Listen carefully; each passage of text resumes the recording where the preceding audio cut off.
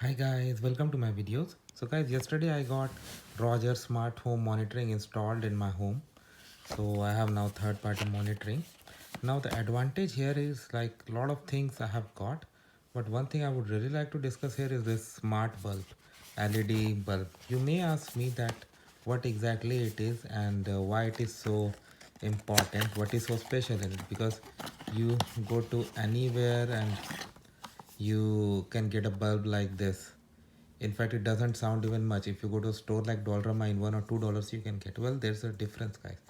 This is a smart bulb. I can connect it to a power outlet and then I can remotely access to it. Remotely, I can turn it on, I can turn it off, I can increase the intensity, I can change the dim percentage. So as you can see on this mobile app, I have this option.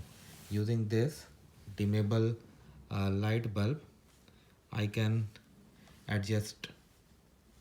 Right now it is not connected to a power outlet, that's why you don't see the changes taking place. Otherwise it does work in that way. That's how simple it is, guys. Thanks for watching.